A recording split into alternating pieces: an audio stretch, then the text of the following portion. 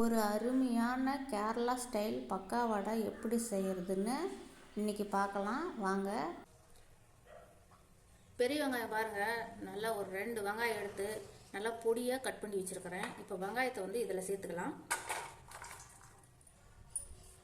இந்த பச்சை மிளகா வந்துட்டு ஒரு 4லேருந்து ஒரு 5 மிளகா சேர்த்துக்கலாம். பொடியாக கட் பண்ணி வச்சுருக்கிறேங்க.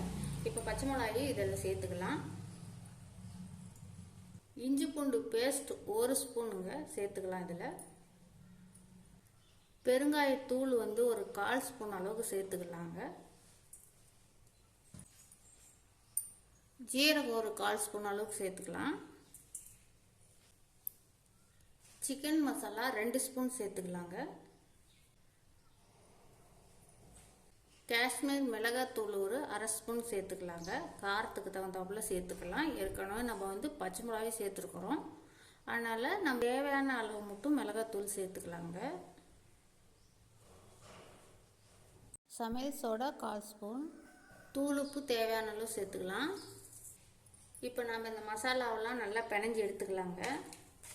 நல்லா இந்த மசாலாலாம் வெங்காயத்துக்குள்ளே நல்லா இறங்குற அளவுக்கு மசாலாவை நல்லா பிணைஞ்சி எடுத்துக்கணுங்க. பார்த்தீங்களா, நல்லா மசாலாலாம் நல்லா வந்து வெங்காயத்தில் இறங்கிருச்சு.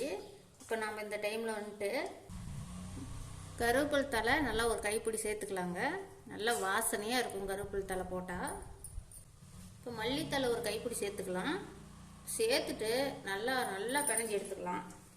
நல்லா கருவேப்பிலை தழையும் கொத்தமல்லி தழையும் சேர்த்து செய்யலாம். நல்லா மணமாகவும் வாசனையாகவும் இருக்குங்க.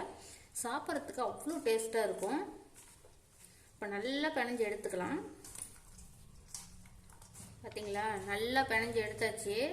பார்க்கவே இவ்வளோ சூப்பராக நல்லா கலர்ஃபுல்லாக இருக்குது. உப்பு காரெலாம் வந்துட்டு நாம் இன்னும் சேர்க்க வேண்டிய பொருள் இருக்குங்க. அதை சேர்த்துட்டு நம்ம கடைசியாக உப்பு காரெலாம் பார்த்துக்கலாம். அப்படியே கம கமன்னு ஒரு வாசனை அடிக்குது பாருங்கள். பார்க்கவே அப்படியே சாப்பிட்றலாம் போல தோணுது. எவ்வளோ சூப்பராக இருக்குது பாருங்கள், கலர்ஃபுல்லாக. மைதா மாவு 200 கிராம் சேர்த்துக்கலாங்க.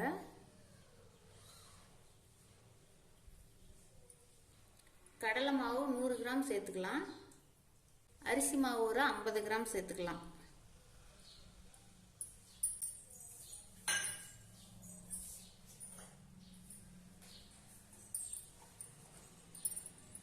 எண்ணெய் வந்து சிறிதளவு சேர்த்துக்கலாங்க. எண்ணெய் வந்துட்டு 1 ஸ்பூன் அளவுக்கு சேர்த்தா போதுங்க.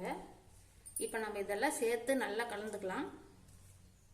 அந்த வெங்காயத்தோட ஈரம் பூரா மாவில் படுற அளவுக்கு நல்லா பசிஞ்சு எடுத்துக்கணும். பாருங்கள், நம்ம பிணையிலேயே அந்த வெங்காயத்தோட ஈரம் பூரா மாவில் நல்லா ஒட்டுது. இப்போ நல்லா அழுத்தி நல்லா பிணைஞ்சு எடுத்துக்கலாம். இப்போ எல்லாம் நல்லா ஓரளவுக்கு மிக்ஸ் ஆயிடுச்சுங்க. நம்ம இப்போ கொஞ்சமாக தண்ணி சேர்த்து பிணைஞ்சிக்கலாங்க.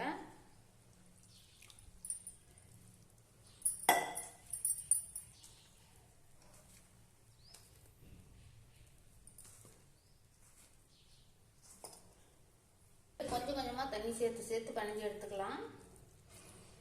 நல்ல போண்டா மாவு பதத்துக்கு பிணைஞ்சிக்கலாங்க.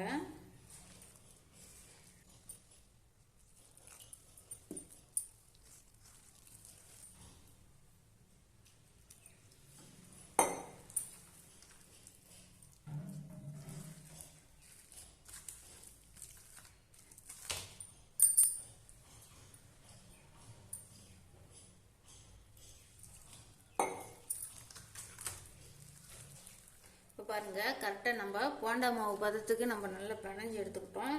முன்ன சொன்னோம் இல்லைங்களா, உப்பு காரெல்லாம் கரெக்டாக பார்த்துக்கணும் அப்படின்ட்டு. இப்போ இந்த டைமில் வந்துட்டு உப்பு காரம் கரெக்டாக இருக்குதான்னு பார்த்துக்கலாம். உப்பு கொஞ்சம் பத்தலைங்க, உப்பு கொஞ்சம் சேர்த்துக்கலாம்.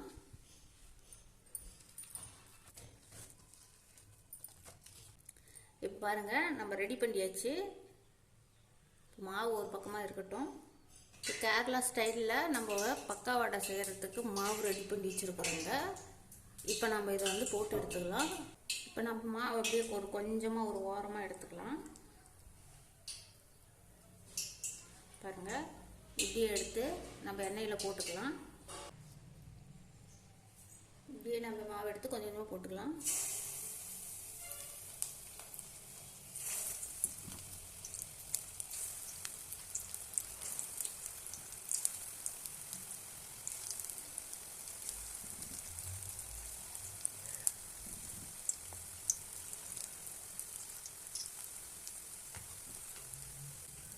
ஒரு பக்கம் நல்லா வெந்துடுச்சுங்க. இப்போ நம்ம வந்து திருப்பி போட்டுக்கலாம்.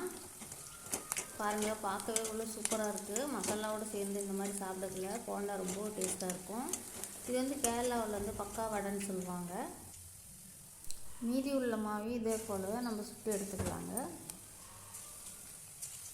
இப்போ நமக்கு சூப்பராக வடை ரெடி ஆயிடுச்சுங்க. அதுவும் கேரளா ஸ்டைலில் பக்கா வடை ரெடி ஆயிடுச்சு. பாருங்கள், பார்க்கவே இவ்வளோ சூப்பராக இருக்குதுன்னு முறுமுறுன்னு. இப்போ பாருங்கள், நல்லா வந்து பக்கா வடையை எடுத்து நான் வந்து புட்டு காமிக்கிறேன். புடுக்கில் பாருங்கள், நல்லா கிரிப்ஸியாக இருக்குது, நல்லா முறுமுறுன்னு இருக்குது. வந்து நல்லா உள்ள மாவுலாம் நல்லா வெந்திருக்கு. பார்க்கவே இவ்வளோ சூப்பராக இருக்குது. அப்படியே கொஞ்சம் நம்ம பக்கா வடையை நம்ம கொஞ்சம் புட்டு சாப்பிட்டு பார்க்கலாங்க எப்படி இருக்குதுன்னு. ஆஹா, அருமையான டேஸ்ட்டுங்க. நீங்களும் இது மாதிரி செய்து பாருங்கள்.